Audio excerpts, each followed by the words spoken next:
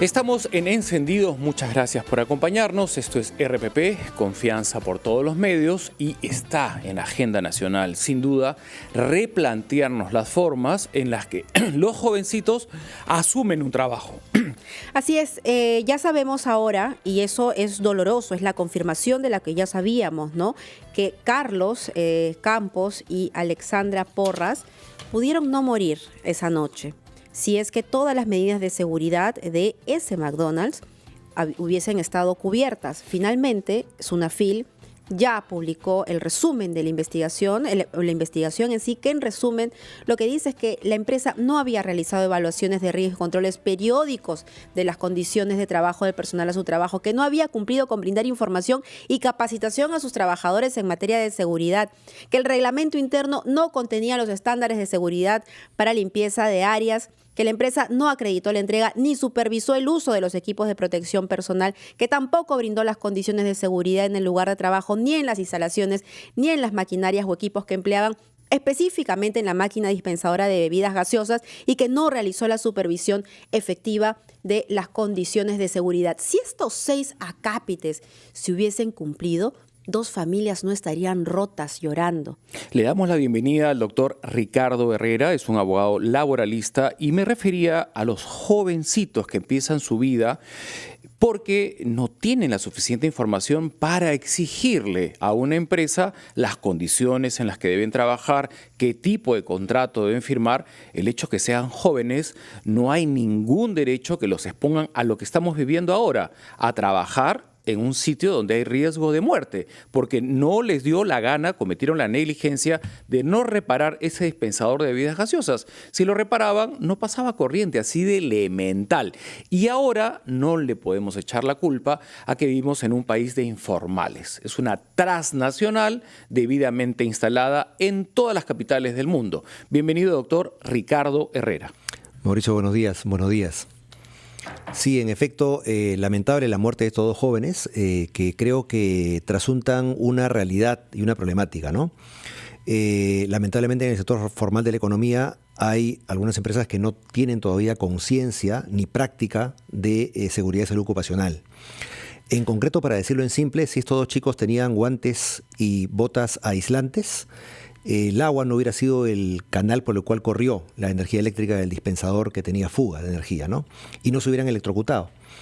Entonces, evidentemente no estaríamos lamentando la muerte de estos 2 muchachos, 19 y 18 años, imagínense, toda una vida por delante. Ya han salido testimonios escalofriantes, ¿no? En algunos sitios le dicen: cómprate tus propias botas. En otro sitio le dicen: juégate 4 horas más porque si no te voy a despedir. Tengo una lista de 4 practicantes que quieren entrar.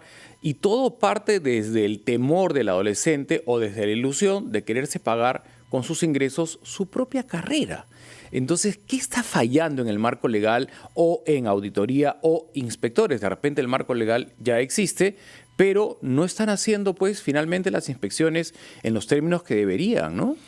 Claro, yo creo que para comenzar, los chicos sí podrían tener información acerca de lo que les corresponde como equipos de protección personal para evitar este tipo de fatalidades, porque la ley de seguridad ocupacional obliga a las empresas a hacer 4 capacitaciones al año con sus trabajadores en materia de seguridad y salud ocupacional. Eso en la teoría. Sí. Y en la práctica, evidentemente, hablando puntualmente de McDonald's, no lo ha hecho. Seguramente no lo ha hecho, como lo dice Sunafil, y además Sunafil lamentablemente no tiene la capacidad instalada suficiente para poder inspeccionar realmente 2.5 millones de empresas en todo el Perú, ¿no? ¿Cómo hacemos para que las empresas formales le den seguridad a sus trabajadores? Y vamos a hablar en términos fríos, ¿no? Porque a los empresarios les gusta hablar de dinero y en términos así fríos.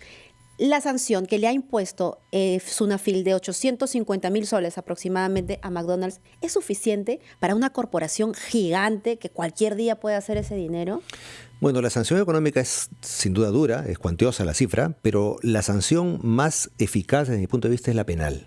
Ajá. Porque recordemos lo que pasó hace 1 año y medio más o menos en la Galería Nicolini. Recuerden, todos en el jóvenes. contenedor no tenían ni baño, los encerraban dentro del contenedor como candado, peor que animales, ¿no? Una trampa mortal, y murieron quemados calcinados los chicos, ¿no? Entonces, ¿qué pasó? Hubo una condena penal, por lo menos que yo recuerdo hasta primera instancia, de hasta 32 años de pena de cárcel para el dueño del container que cometió el acto doloso de encerrar a los chicos con un candado.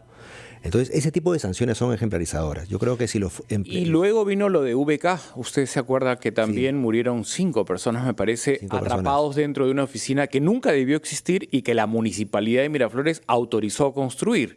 Entonces, es como que no revisamos nuestra propia historia inmediata y repetimos el error.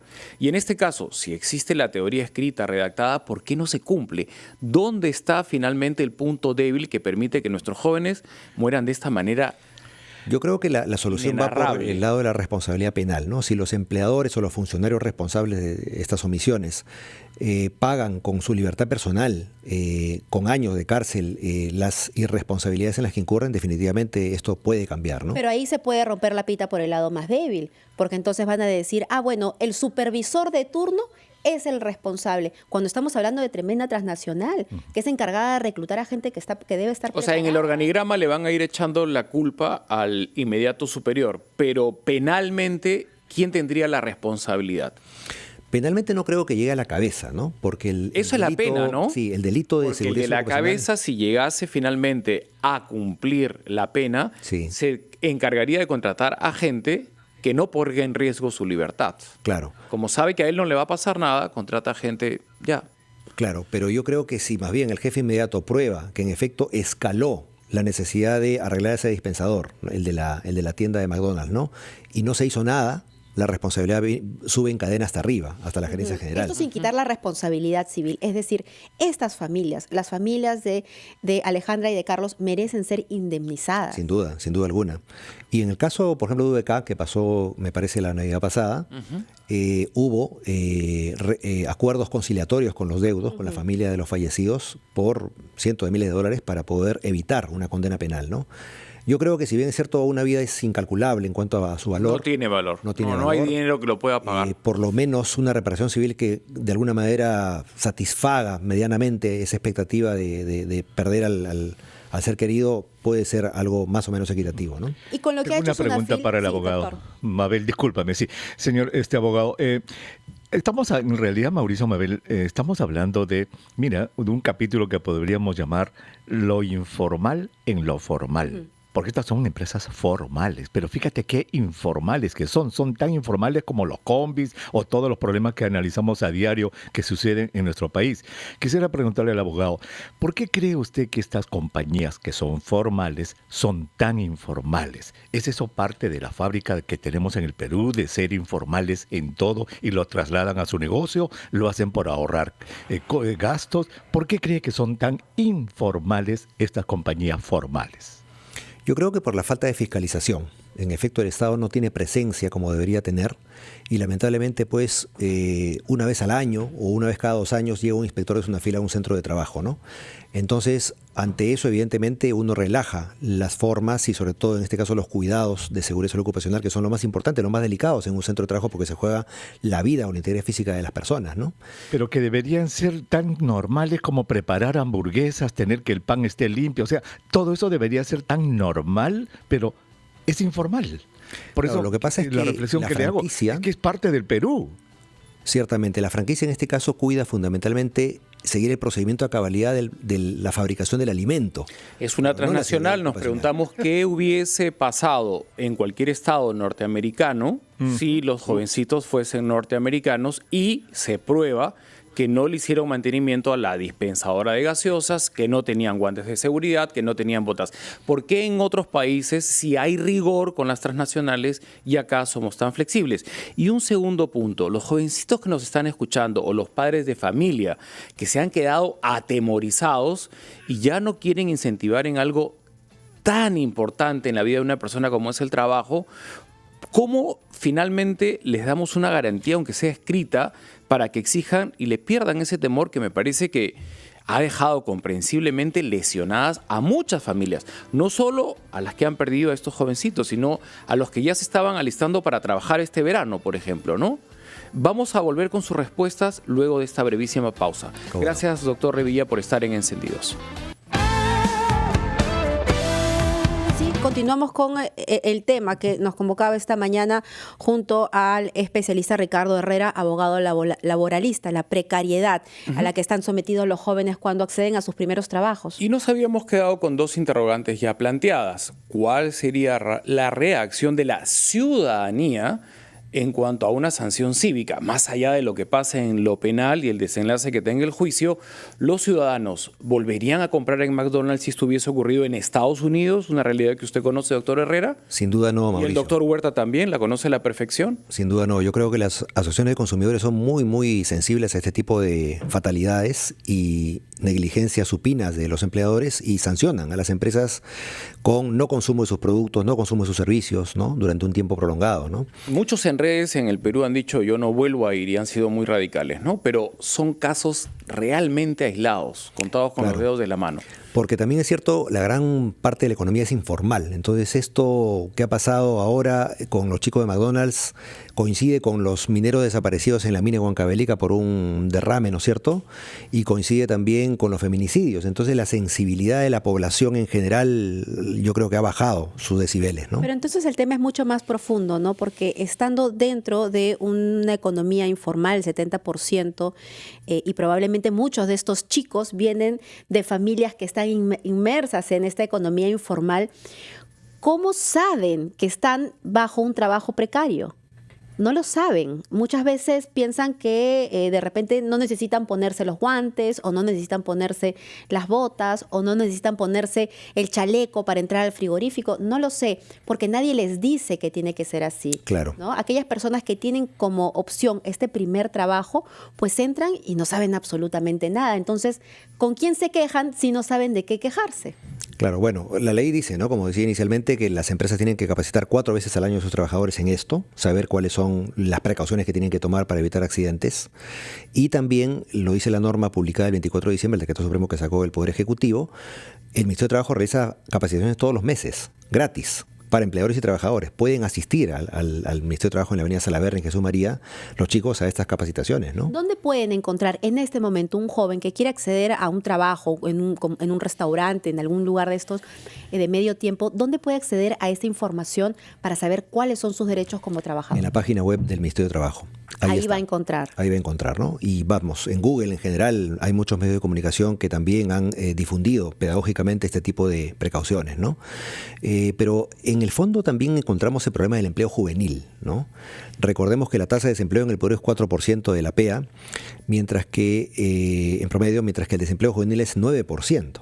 Entonces, en efecto, estos chicos acuden a los trabajos casi recibiéndolos como una bendición, porque efectivamente el empleador formal, que los tiene en planilla, con seguridad social, con fondo de pensiones, con CTS y gratificaciones, es un empleador que tiene para escoger entre muchos trabajadores con ya cierta experiencia laboral, gente de edad media, y los jóvenes. Y no hay ningún atractivo tributario, legal, laboral para los empleadores para contratar a los jóvenes. Entonces los jóvenes, las poquísimas oportunidades de trabajo que tienen en el sector formal, las toman como un privilegio. Y efectivamente pueden no reclamar por eso, contentarse, conformarse con las condiciones de trabajo que tienen, ¿no? Lo cual es terrible, ¿no? Terrible, porque sí. Esas son las consecuencias, en parte, de haber perdido a Carlos Gabriel Edgardo Campos Zapata y Alexandra Antonella Porras. Ellos, en su afán de pagar sus propias carreras, porque ya se ha sabido que ha sido así, no han tenido finalmente un marco mínimo indispensable para no arriesgar sus propias vidas dentro de su centro de trabajo. Entonces, ¿qué lecciones sacamos de esto? Estas muertes no pueden ser en vano. Yo creo que tienen que haber sanciones ejemplares, ¿no? Para que los empleadores aprendan, como decimos criollamente, en pellejo ajeno. Para que las empresas digan, bueno, caramba, si es que me puede pasar y puedo terminar en la cárcel, como en el caso de los dueños del container, 32 años de cárcel. O sea, es una pena que mata la vida de uno, ¿no?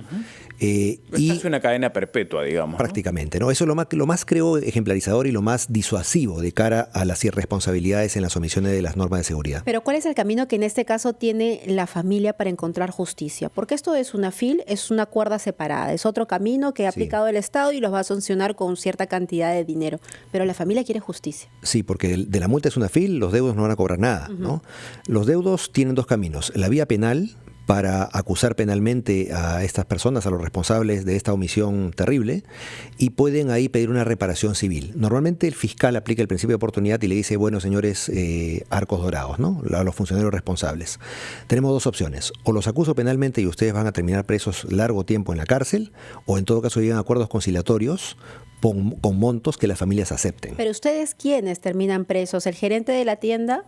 ¿Y ahí qué cargo se va a hacer Arcos Dorados? Yo creo que el asunto más, es que la empresa también se involucre, ¿no? Sin duda. más allá de la sanción, la empresa sí se asustaría si los peruanos dejamos de consumir esa marca.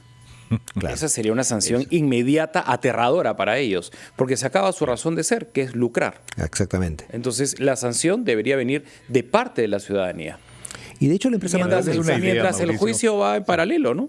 Claro, claro. Para darles una idea, mira, estoy buscando aquí juicios contra McDonald's en Estados Unidos y el mes pasado una trabajadora inició un juicio contra McDonald's porque fue sexualmente asaltada por su manager, por el gerente, por $5 millones.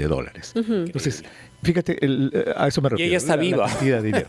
Está viva. o Entonces, sea, con estos dos hermanos que han muerto, imagínate lo que un buen grupo de abogados podría hacer realmente para enjuiciar y ser ejemplarizador en la sanción. Y están muertos a todas luces, doctor Huerta, por consenso y unanimidad, por negligencia. No necesitamos que el juicio acabe. Informalidad de ¿no? lo formal. Exacto, Es la exacto. informalidad de lo formal, Mauricio. A Eso mí es lo que está me pasando. preocupa el camino que va a tener que seguir la familia para encontrar justicia en un sistema tan imperfecto como el nuestro, ¿no? En donde se demoraron años de años, por ejemplo, en el caso de Utopía, que todavía hay cuentas por saldar, ¿no? Y donde habían responsables por la muerte de tantos jóvenes. En este caso, no sé cuánto tiempo les podría tomar si es que no llegan a esa suerte de conciliación. ¿Cuánto tiempo podría llevar a la familia a iniciar un juicio? Bueno, si no hay conciliación en la vía penal, lo que les queda es una demanda indemnizatoria por daños y perjuicios en la vía laboral, ¿no? Porque este es un accidente derivado de una relación laboral. Los chicos eran trabajadores de McDonald's, ¿no? En este caso, Arcos Dorados, mejor dicho. Y definitivamente, tarde o temprano, obtendrán justicia. También el sistema judicial contribuye a la impunidad, como tú bien dices, Mabel, porque claro, justicia que tarda no es justicia. Entonces, habíamos abordado otro tema que quisiera agotarlo con usted, doctor, si me lo permite. Tienen 18 años, son mayores de edad. Es una etapa en la que algunas universidades entran en receso, ¿no? Y ellos quieren trabajar. Después de lo vivido, ¿están en condiciones de pedir un contrato con mínimas garantías para que ese trabajo, que a pesar de que no están en planilla porque el marco legal lo permite, ¿no?, con su recibo por honorarios o el instrumento tributario que esté dentro del marco legal, pero en paralelo que se firme un documento garantizando que el joven no está expuesto a riesgo de muerte, ¿no? ¿Podría generarse un documento después de lo vivido en nuestro país? Lo que pasa, Mauricio, es que en realidad la ley no lo permite. La ley no permite que yo vaya a trabajar a mis 20 años o 18 años a McDonald's o a cualquier lugar de comida rápida o a un call center o a cualquier negocio fuera de planilla. Tengo que estar o en planilla si soy un trabajador con responsabilidades propiamente laborales. Que eso no va a pasar. O en todo caso, ser contratado bajo las modalidades formativas laborales. Un mozo de un restaurante, por ejemplo, puede ser un joven contratado bajo la formación laboral juvenil. O un chico en cocina en McDonald's puede ser contratado bajo la modalidad de practicante preprofesional, ¿no? Pero son contratos formales. Ya, pero ¿qué exigencia van a tener de ahora en adelante para que el empleador garantice que están trabajando en las condiciones? Lo que pasa es que el papel aguanta todo, ¿no? Y por más cláusulas que pongamos y por más leyes que el Congreso o el Poder Ejecutivo emita, lamentablemente si no se cumplen, no van a garantizar nada. Entonces, y para que se cumplan, el Estado tiene que tener capacidad fiscalizadora. No la tiene. No la tiene, no. Sunafil nos dijo, ¿te acuerdas la cantidad de personal que tienen? poca Para todo el Perú era algo irrisorio. No 800 tienen inspectores, y eso que ha mejorado. nada, Sí. nada, absolutamente. Nos preguntaban aquí por redes, los jóvenes de 16 años con permiso de trabajo, ¿derecho a qué tienen cuando van a trabajar a uno de estos lugares? Bueno, con permiso de trabajo pueden trabajar en planilla y tienen todos los derechos laborales. Igual, ¿no? lo Igual, mismo. claro. Depende del régimen, puede ser part-time o full-time. Si es part-time, por ejemplo, no tienen estabilidad laboral, no tienen CTS, ¿no? Pero tienen gratificaciones, tienen utilidades. Y lo más importante en estos casos es el pago de horas extras. El derecho laboral más incumplido en el Perú es el pago de las horas extras.